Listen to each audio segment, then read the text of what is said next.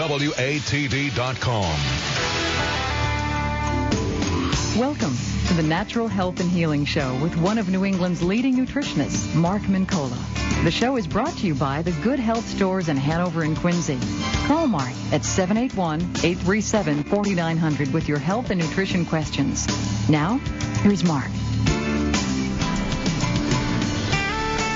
Good evening and welcome. It's great to have you on board with us this evening, and great to be back in the saddle here.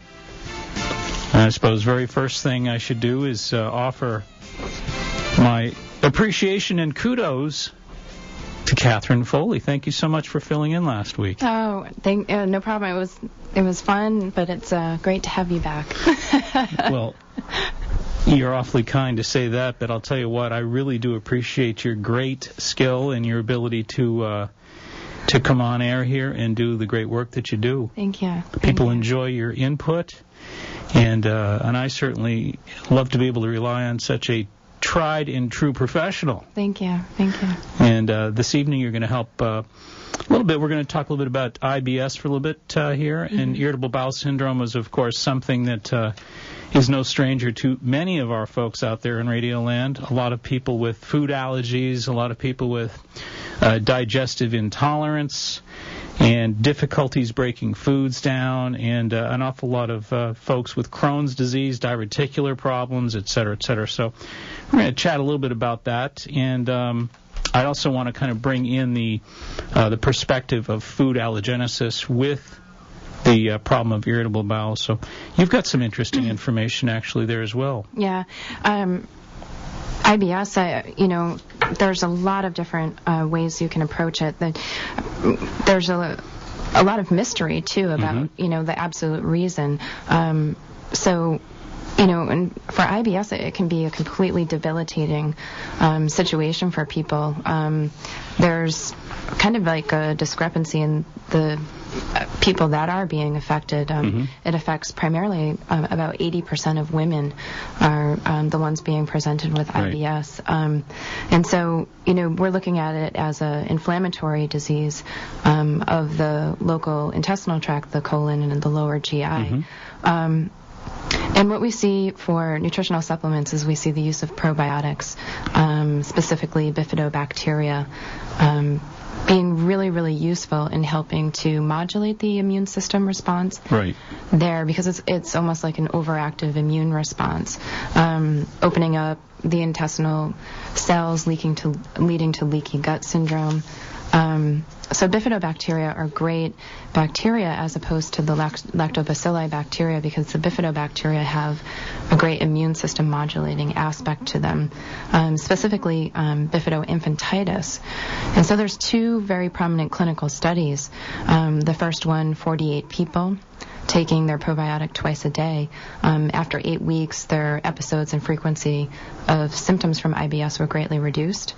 The second one is really exciting. It's 103 patients, a double-blind, placebo-controlled study, 1 capsule a day for 6 months. And when you look at the difference between the therapeutic group and the placebo group, in the therapeutic group, the ones receiving the probiotic, it was a 42% reduction in symptoms from IBS. For the placebo group, it was only a 6% reduction. Well, and when you think about it, that makes perfect sense. There's, I always like to start from the perspective of we automatically think and just automatically discern that whatever we eat, we digest. Yeah. Can't see it, seems to be okay.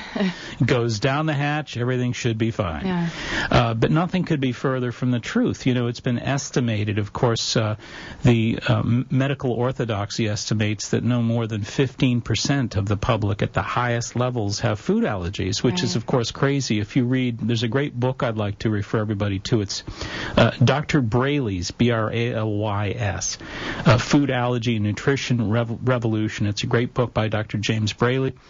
But it really gets to the truth of the matter. To me, there's so many more people. I mean, I've run thousands and thousands of muscle testing experiences with people, and also have run in the corporate environment thousands and thousands of immune globulin G studies, so that we're actually finding that virtually everybody has some foods that they do not tolerate.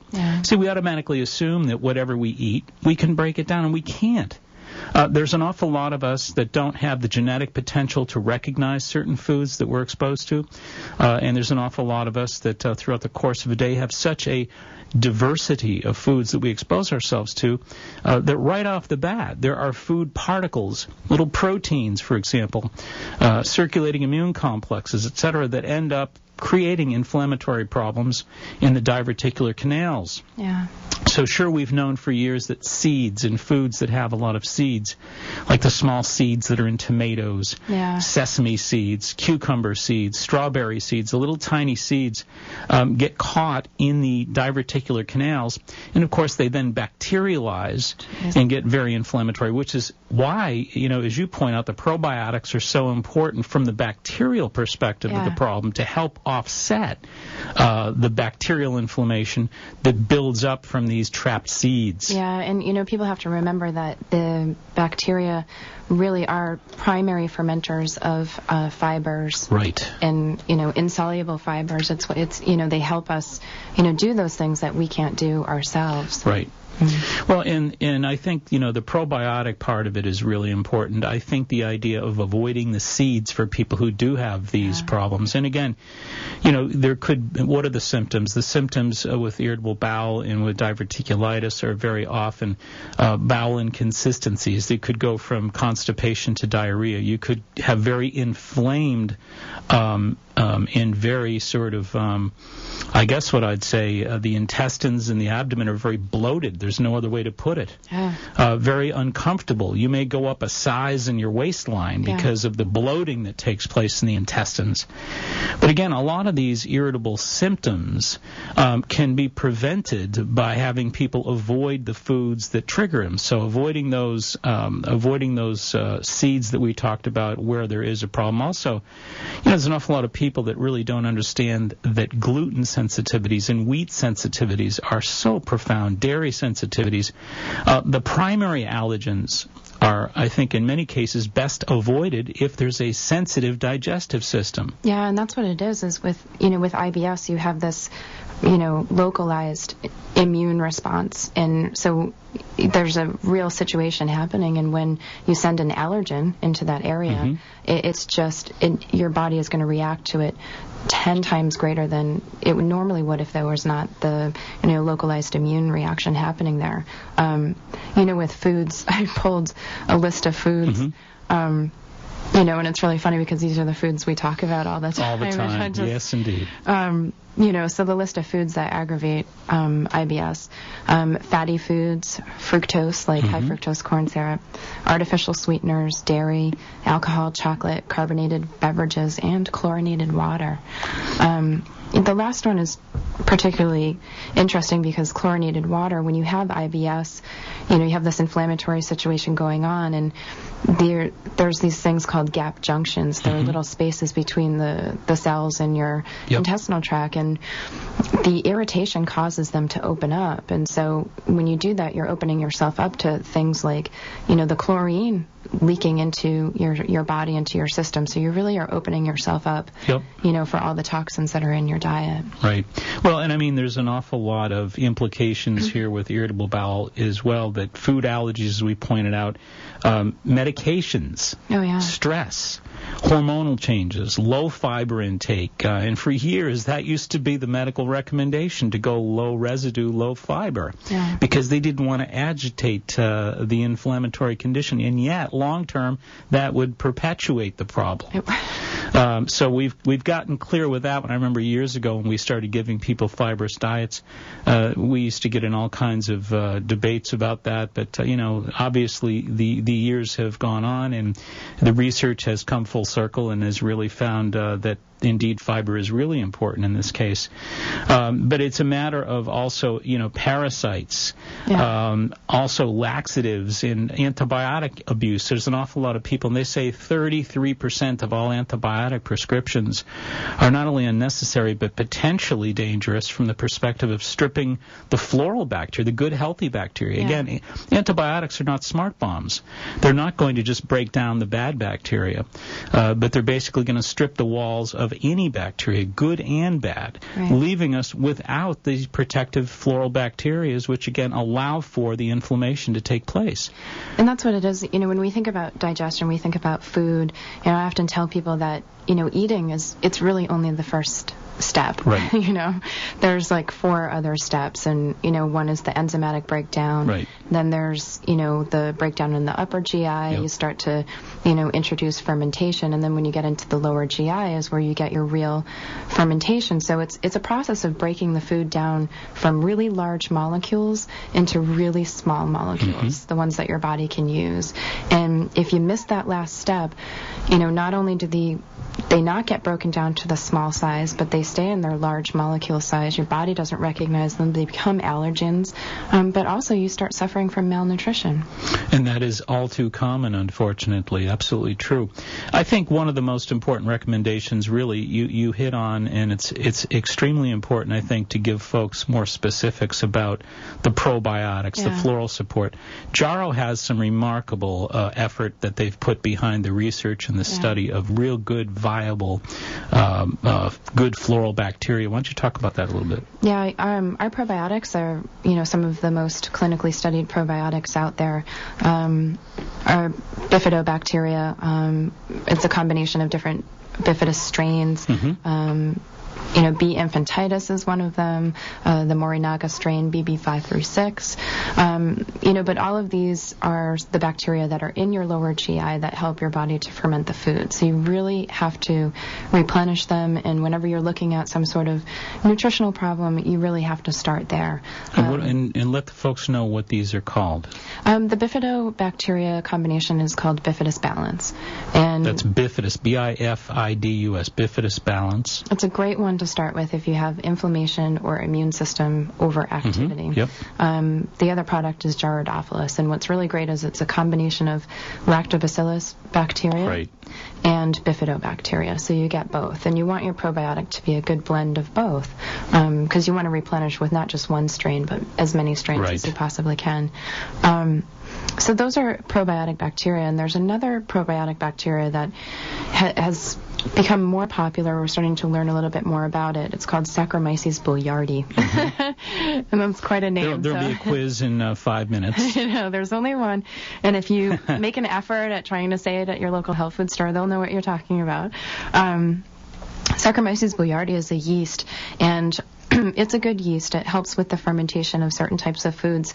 But what is most prominent about Saccharomyces boulardii is that it has an affinity to digest the toxins that are secreted by bacteria like Salmonella and Campylobacter pylori. So a lot of these are the foodborne pathogens that people get sick from, and there is a strong association with IBS and people having previous food poisoning or salmonella or something like that. Yeah, did you hear the news this evening? 140 million pounds of beef were recalled because they were slaughtering beef that couldn't walk. Oh, it's horrible. And it's found its way into cafeterias and restaurants. So it goes back to 2006, apparently. So, there are an awful lot of bacterial problems that begin with poor quality food. We're going to take a short little break, and we're with Catherine Foley from Jarrow Formulas. We're talking a little bit about irritable bowel, and we'll be right back. Stay tuned.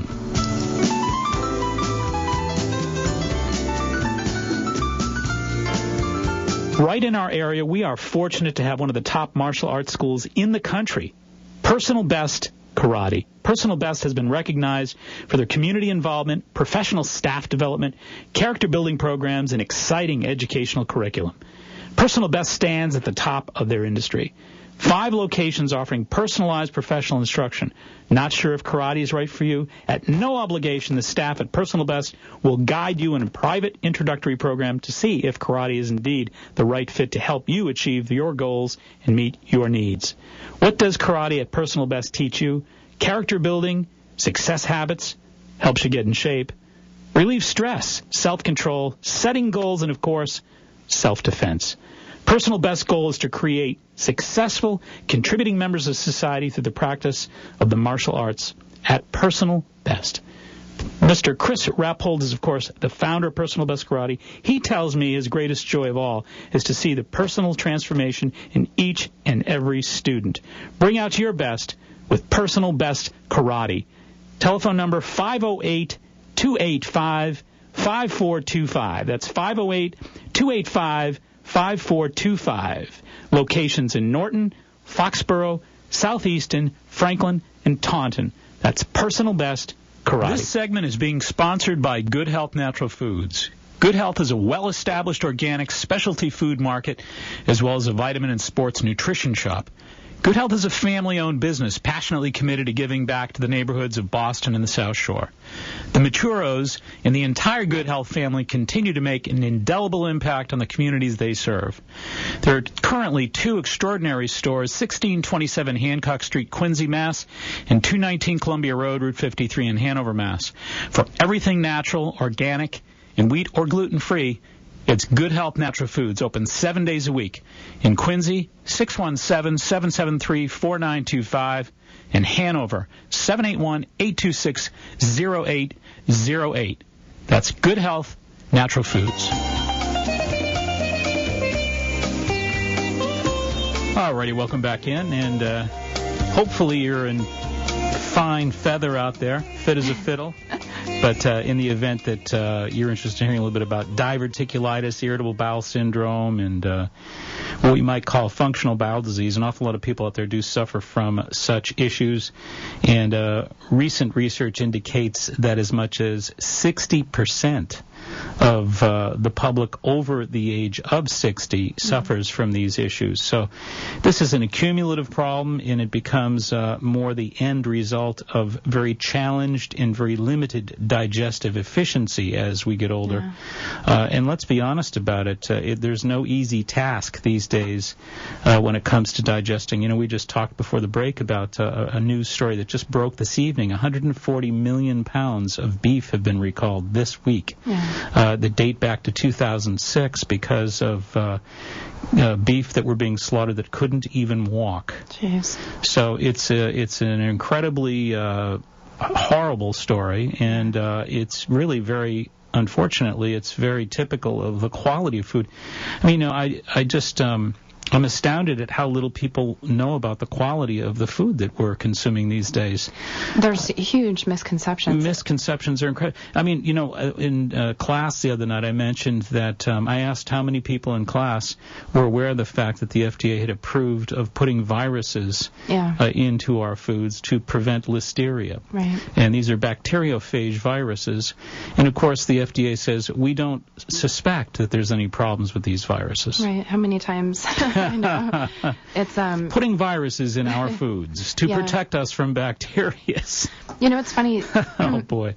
The old adage, they used to say, you know, you are what you eat. Right. And you know, from a science perspective, and we're talking about IBS, one of the things about IBS is that, you know, stress really irritates IBS for a lot of people. And there's this connection. There's so many nerve cells that actually sit in the lower GI that go directly to the brain and feed the brain stimulus and what have you. And they also, you know, are important. They're there in the lower GI because they stimulate all the motility in the lower GI. So, you know, you have that, and then there's also, I think the number is about 60% of your immune system actually sits in the lower GI. That's correct. you are what you eat. So you have the emotional aspect and also the health and wellness aspect sitting right there in your intestinal tract, in your digestive system. So you are what you eat, and then the science is there to say, yeah, you are. No question about it. And I think people also really need to know that fiber is a really important component to this. We're told that we need 25 to 30 grams of fiber a day, and certainly if you suffer from any of these issues that we might call functional bowel disease, you certainly are on the upper scale of one who certainly needs that 30 grams of fiber a day. And I think things like flax seeds, things like psyllium husks, these are really viable way to take in not only fiber, but to take in fiber that is mucilagenic, that absorbs, it's hydrophilic, it absorbs a lot of water. And that's the fiber that's going to get down there in the intestines and clean up those intestinal walls a little bit. We might also suggest that it's probably a really good idea for folks suffering from these functional bowel diseases to really be careful about animal fats in general. And to really minimize the amount of animal protein, to start increasing the vegetable supply in the diet, and to be very, very careful about the real fatty meats. And well, that was the thing, with all of the foods that are listed as, kind of danger foods, these are the foods that are particularly harder for your body to break down. They take a lot more energy to break them down. And for people that have digestive disorders, they really need to conserve the energy that they have, and it really stresses the system to have to, apply so much energy to breaking those foods down. Sure, and so many folks, I think, also get a little lazy with their water drinking from time to time. And I think, there's probably an awful lot to be gained to make sure that you get those 8 glasses of water a day and at least a good 60 ounces of water a day. And we had my friend Hillary in here one time talking about Trace Minerals Research, that company, and you can buy mineral concentrates and, put that in your water so that the water that you are drinking is fortified with healthy minerals. You'll feel, hydrated quicker and faster. And, when you're sick and you're in the hospital and they give you an IV, it's mostly an electrolyte solution. It's minerals and water. So. Well, and also things like vitamin B5, pantothenic acid is really important, because pantothenic acid really increases expediates the evacuation time. So it makes certain that when you do eat food that's fairly heavy, it doesn't sit in those intestines any longer than it should. The vitamin B5 will make sure that things are moving in good time. And folks are often very deficient in their B vitamins, like their pantothenic acid. And I usually recommend 500 milligrams of pantothenic acid a day for anybody who's under any extreme stresses. B vitamins, when your stress level increases, your metabolism increases, you just spend them. They just disappear. You've got some other issues there we want to make sure we cover too. No, you did some great homework, and I don't want to lose any of that. So we have 2 other products. One of them is really, really important for the healing aspect of, once you get the inflammation controlled with IBS, now you start the healing phase. And so, one really important nutrient for that is an amino acid called L-glutamine. Glutamine is one of the most common amino acids in the bloodstream. It's important in strength and energy, muscle energy, and also immune system function. And what glutamine does is in the lower GI is that it repairs leaky gut. So it basically takes those gap junctions in the intestinal lining and closes them. And so that's what you want to do. It's part of the healing process. It's part of, reinstituting the integrity of the intestinal lining so that, you start to rebuild and repair. And then the second product is a soluble fiber product, like you had mentioned. We call it gentle fiber. And so it's really important for a lot of people that are looking for fiber supplements to just, pay attention to what they're taking. Some fiber supplements out there can be kind of harsh. Very coarse. And, when they hit the intestinal tract with somebody that has a very sensitive digestive system, they can actually cause more irritation. So this fiber is called gentle fiber. It's flax meal, rice bran, and those are those mucilagenic fibers that you talked about. Well, and I think the important point there, too, that sort of ties in with the dietary part of this, is that I think vegetable fibers, the water-soluble, hydrophilic, water-absorbing vegetable fibers and fruit fibers, I think are extremely important for these conditions. Yeah, absolutely. And I think we want to be careful of grain fibers that we're allergic to. The idea of wheat, for example, keeps coming up. And over the years, I've seen so many people with bowel diseases that once they were taken off wheat products, done over I'm telling you, over such a short window of time too, that getting these fibers that the body doesn't digest from wheat, for example, and pulling that wheat out of the diet and eliminating that heavy, coarse fiber from wheat that, as coarse as it is, they don't even recognize nor digest it. Absolutely. So it's a real double whammy on the digestive tract, and actually one of the causal agents in this inflammatory condition that once it's eliminated, like you say, done. Yeah, absolutely. Big turnaround. And, people often remark at how their energy level goes up and their state of mind changes. They're more clear. Absolutely. They're not in that kind of brain fog anymore. Right. So. Well, and I always remind people that when you're thinking about something like gluten, for example, the heavy protein that's in wheat and many of the grain products, I say, you know what, if you've cooked, if you've cooked pasta and left it on the stove overnight, you come down the next day and it looks like wallpaper paste. It's because that heavy glutinous protein it's got such a molecular density in there. And can you imagine trying to break down something that's that heavy that you don't even recognize? I mean, the difference between shoveling heavy wet snow versus shoveling powder with one arm, I think that's kind of what the digestive tract needs to be thought of as. That is the perfect analogy, especially at this moment in the winter time. That really is, because you look at that, and that is actually what's happening inside of your digestive system. No question about it. It's amazing. So I think the Jarrow company has really sort of thought about a lot of these issues well in advance. You've got a great protocol there. Yeah. And to summarize, I think is really important over the next few minutes here. If you could just kind of briefly summarize what some of the recommendations that Jarrow and Jarrow Research has come up with. Yeah. So we start with a probiotic, a bifidobacteria or Gyrodophilus, but make sure it has L-acidophilus and bifidobacteria in there. Because you want more than one strain. Yeah, as many as you can get. Right. Saccharomyces boulardii also is really good if people have had, some sort of digestive infection or, something like that. Get those pathogenic bacteria out of there. And then the diet, avoid all of those foods that Mark always tells you to.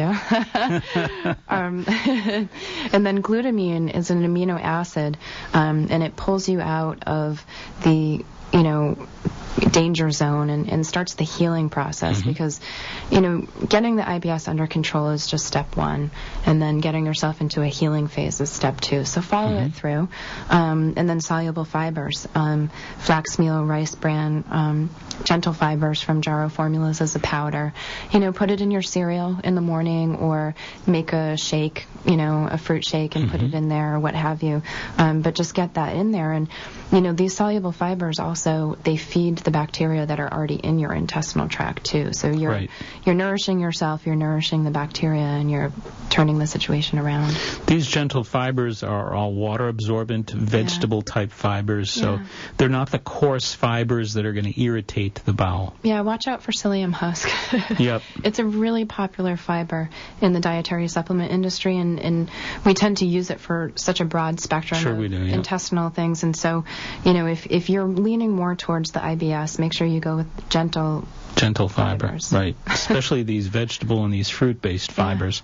All right. Well, we thank you so much for all your help. We've been, of course, enlightened with the assistance of a person who is in the know here, and that would be Catherine Foley from Jarrow Formulas. Always great to have you here. And once again, my sincere thanks for being a great sport and filling in for me this past week. It was great to have you here. Good to have you back. And thank you so much. Thank you. All right, we're going to take a short little break, and we'll be back with Candida, so stay tuned.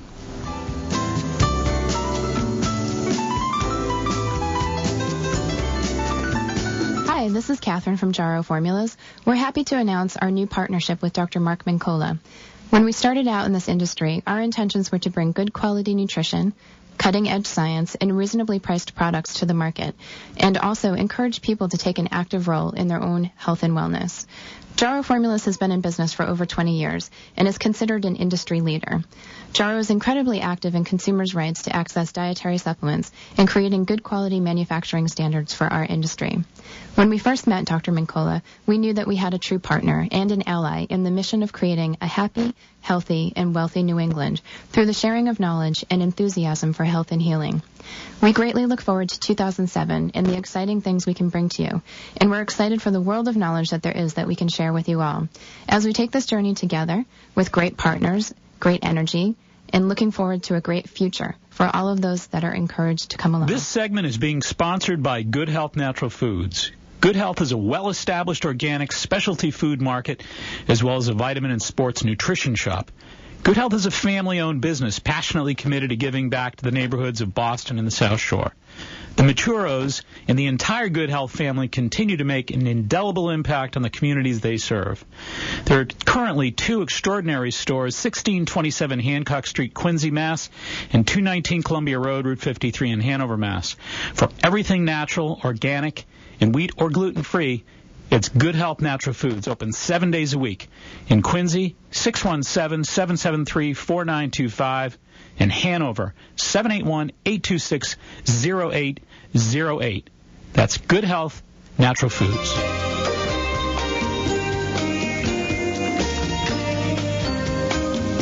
Alrighty, welcome back. It's Candida's here to share the latest information regarding the goodies from Good Health Natural Foods. Goodies at Good Health. The goodies at Good Health. How you doing? I'm doing great, thanks. Good. What's going on down at Good Health these days? Well, I was checking out the shelves for some stuff to kind of go with what you're talking about tonight, and Diane was so nice enough to help me. A big New Life, which is intestinal bowel support. Oh, yes. That's a big one that it's a lot great of people... product. Yep, she highly recommends it.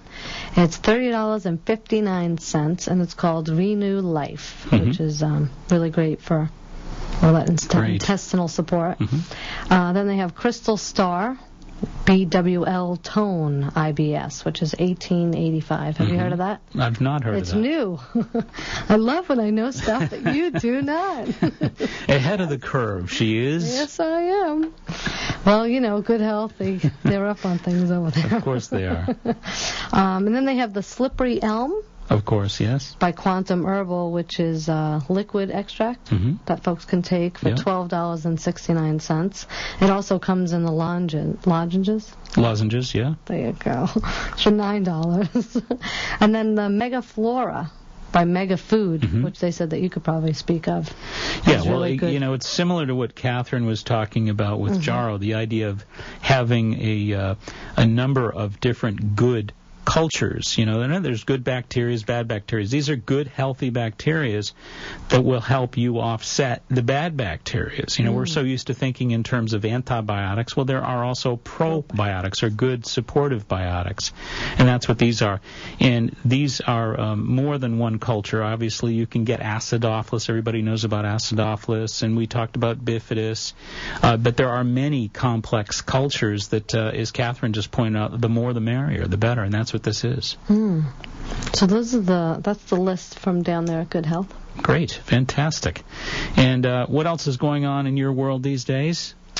Printing a magazine tomorrow. Just happened to be going to print tomorrow. And yeah, it was an excellent article. An article that I did on spring detoxification. Yeah, something which if we listen to the show, we know spring is the perfect time. Spring is the perfect time to detox because everything in nature is melting and moving forth. And the energy of nature indicates that you don't really want to be moving poison out of the body during a time when everything's frozen and standing still. Makes sense. The energy of nature pretty much dictates to the energy of our life experience. So, so this is a step-by-step that you wrote out. Step-by-step detox that I put together, and it's one that's time-tested that I've recommended over 26 years, and a lot of folks have had great success with. Great. Well, so thanks for writing that. You're very welcome. I look forward to seeing it, and when can we look forward to seeing this great magazine? It'll be out in March. It'll be out in March. So more people could subscribe now.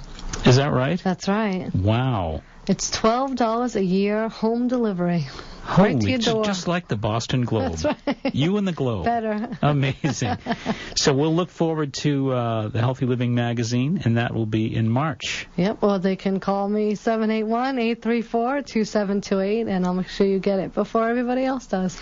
And classes are going exceptionally well. Amazing. Obviously, people our big class is coming up, not this week, the following week. That's right. This week is vacation week, but a week from about 10 days from now, a week from this coming Wednesday, we have a class on pH, which is the acid-alkaline class. Right. And we should have a full house for that one. Folks aren't going to want to miss that. That'll be the 27th of February. So at the Coastal Church in Hanover. Right. And we've had a great experience. It's hard to believe we've already been through, about 5-6 classes? Unbelievable. It's going by awfully quickly. So if folks are interested in the acid-alkaline class, the pH class, they can contact 781-834-2728. That's my number. We'll hear that thing ringing momentarily, yes. right? But, that's truly, that class represents, a lot of what you teach people. It's the cornerstone, really and truly. It's the cornerstone of wellness at the cellular level. There's no question about it. You want to everybody knows nowadays the importance of maintaining an alkaline pH, a neutral alkaline pH, and everybody knows the importance of avoiding acidosis, but we're going to get into very, very specifics regarding that. And for those folks who maybe took the class last year, there's going to be some very different approaches to it this year, and a lot of people are starting to notice that the teaching method is different for me every class. So we like to keep it interesting and keep it fresh. Right. And anybody who may have had an experience with the pH class last year who enjoyed that, wants a little follow-up, this can be exactly what you're looking for. Absolutely.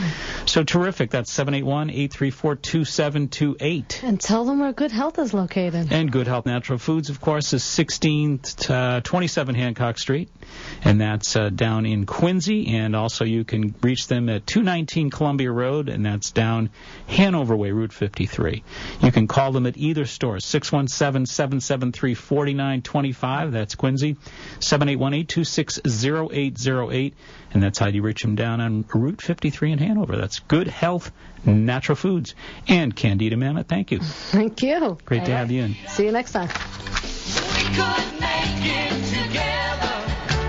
The further from here, girl, the better. Where the air is fresh and clean. All right. If you could only see her dancing out of the studio every time Larry plays that, I'll tell you. It is a sight.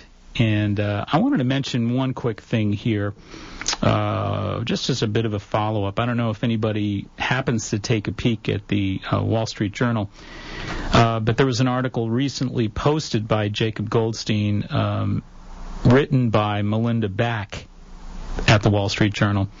Do statins dull the minds of some patients? Here's what the Vice Chairman of Medicine at New York Presbyterian Hospital says about the effects of Lipitor on the cognitive function of some women. This drug makes women stupid. Those are his exact words.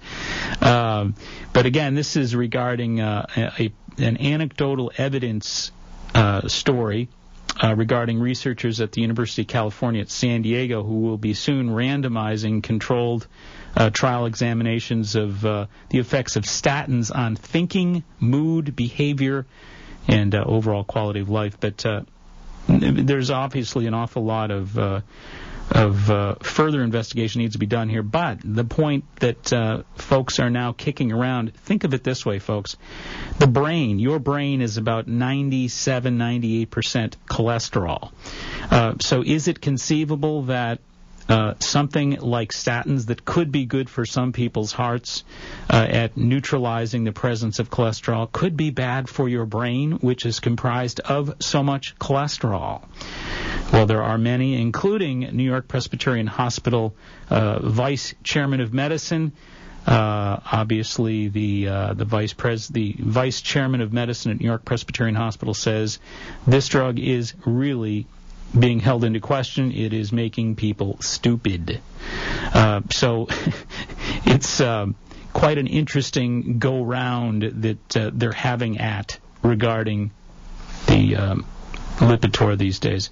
Another, January 18th, about a month ago or so in the Wall Street Journal. Also, drug makers' latest worries regarding statins. The pharmaceutical industry had a rough week, which ended recently, especially on an especially gloomy note, as reports emerged raising questions about the medications that have been among the industry's biggest moneymakers in recent years. In a cover story, Business Week casts doubt on the benefits of statin drugs, which block the formation of so-called bad cholesterol. For non-high-risk heart patients, the article singles out Pfizer, Lipitor's medication, noting that in 3 1/3 year study, the drug reduced the rate of heart attacks from 3% to 2%. In other words, to prevent one heart attack, 100 people needed to take the drug for more than 3 years. And those numbers have prompted some scientists to suggest that patients who don't have heart disease don't need statins. And again, there's an awful lot of fervor regarding the statins. I would refer you to Dr. Uffe Ravnskov, and you can spell that UFFE is the first name, and Ravnskov, Uffe Ravnskov. He is the author of a book entitled The Cholesterol Myths. The Cholesterol Myths. So once again, back in January 18th of this year, there's an article in the Wall Street Journal regarding concerns that the statin drugs are lowering or reducing the rate of heart attacks from a mere 3% down to a mere 2%. Hardly worth the effort, hardly worth all of the pomp and circumstances surrounding and the ballyhoos surrounding Lipitor.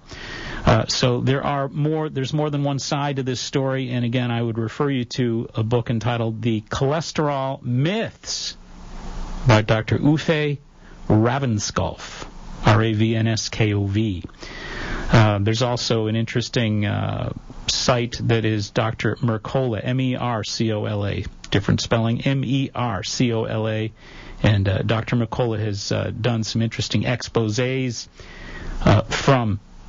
on his site regarding the present criticisms of the statin drugs. But nonetheless, I thought you might be interested in some of these updated reports that you'll find in the Wall Street Journal.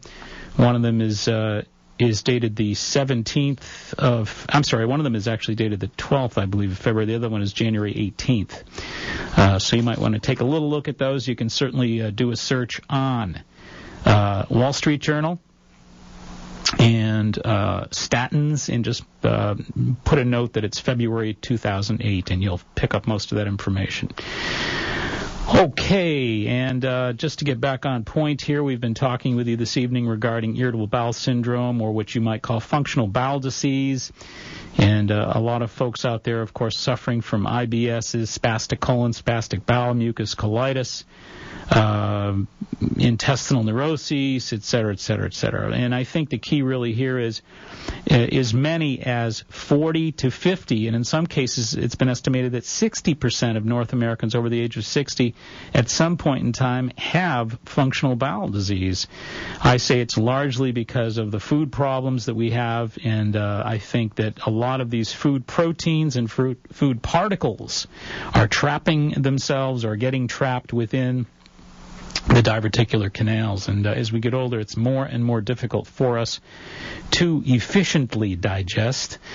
And one of my huge contentions here is that food allergies are considerably more common than orthodoxy leads us to believe. Once again, they don't estimate that more than 5 to 10, and in some liberal estimates, 15% of the American population has food allergies. I say that is lunacy. I think that more like 80% of the public has food intolerance issues. I've run thousands and thousands of tests and observed with the immune globulin G ELISA test, for example, that virtually everybody has at least a half a dozen out of every 100 foods. And those are some of the better reports to bring to you. In general, I'd say the average 100 foods, the average American is probably sensitive to about 15 to 20 of those foods, and in some cases severely intolerant. We might see severe intolerances to the more common food allergens such as dairy, wheat, corn, eggs, among the others. I think those are probably the most common of the very serious potential food intolerances or food allergens. Something that causes abdominal distress, especially in the lower left quadrant of the abdomen, a lot of problems back and forth between constipation, diarrhea, bloating, tenderness, and abdominal gas and bloating, as we said, tightness in the abdomen, abdominal rigidity. Oftentimes there will be blood in the stool.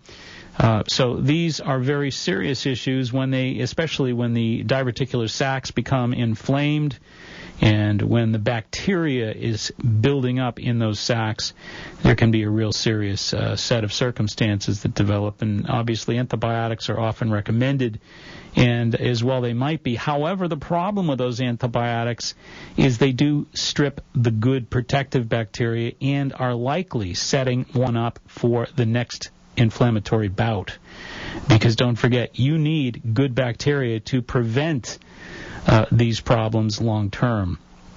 That's why it's so very important to pick up on Catherine Foley's great advice, and as Candida just mentioned as well, Good Health Natural Foods brings the point up as well that there are different floral supports out there, good probiotics that have more than just acidophilus in there. A number of cultures, the more cultures, the better. And again, there's some really great probiotics out there. So get on down to the health food store and get yourself some probiotics if you have any of these bowel irregularities or bowel sensitivities. Again, as we pointed out earlier, you might also consider maybe taking some time out with grain products altogether. Just get your fiber from fruit sources and from vegetable sources. Stay away from the wheats and stay away from even the oats and the oatmeal. Rice is not a problem. I would tell you that rice does not generally cause a lot of the food allergy problems that the other grain products do. So if you want to continue to use rice as a staple grain, brown rice, of course, is where the healthier choice is and where the fiber clearly is as well. But I would recommend that you stay with the brown rice and stay away from wheat products, pastas, breads that have wheat, cereals that have wheat in them, and also similarly to be careful of oats, corn, etc. But so I think that you're safe with rice, and other than that, I think I'd stay away from most of your grain products, your cereal grains, your bread grains, etc. And certainly your protein should be lean, as I pointed out earlier. You don't want to use a lot of the heavy, fatty red meats and cheeses. You want to basically try to use lean, baked or broiled poultry and fish. Again, turkey, chicken, fish, probably stick with those.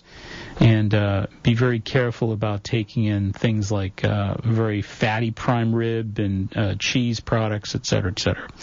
Obviously, whole milk and cream products, very high in their saturated fat. Be careful. That's just looking for trouble. And we mentioned earlier also the importance of getting those 8 glasses of water a day. And again, Catherine pointing out the fact that it's important for you to qualify that water. You don't want to use water that's been treated in a lot of the civic water systems out there. You want pure water. Obviously, things like Poland Springs water, distilled waters, pure waters are the way to go. Water that has low total dissolvable solids, good, clean, pure water. Stay away from chlorine. That's your bottom line, folks. Chlorine has been implicated in a number of irritable bowel conditions. Stay away from chlorinated water. And I think also most folks out there are used to thinking in terms of I don't eat too much junky food during the week. I take pretty good care of myself. But on the weekends, I might cut a corner here or there.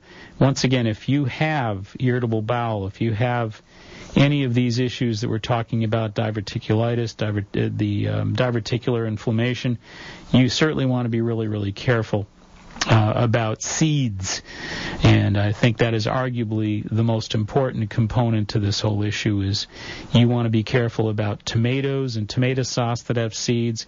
You want to be careful about cucumbers. You want to be careful about many of the berries, strawberries, blueberries, raspberries, etc., because those small seeds, once they're lodged in the diverticula small sacs that form in the wall of the intestines, and these sacs become inflamed and then infected, then some real serious problems will develop, and you don't want any part of that. So as we mentioned repeatedly, stay away from seeds as well. If you're going to use cucumber, cut out the seeds from the center. If you're going to use tomatoes, cut out the seeds, like we said, and make sure you don't cut corners. Just cut those seeds out.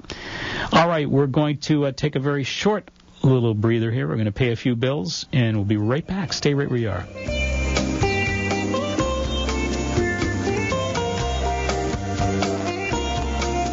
Right in our area, we are fortunate to have one of the top martial arts schools in the country, Personal Best Karate. Personal Best has been recognized for their community involvement, professional staff development, character building programs, and exciting educational curriculum.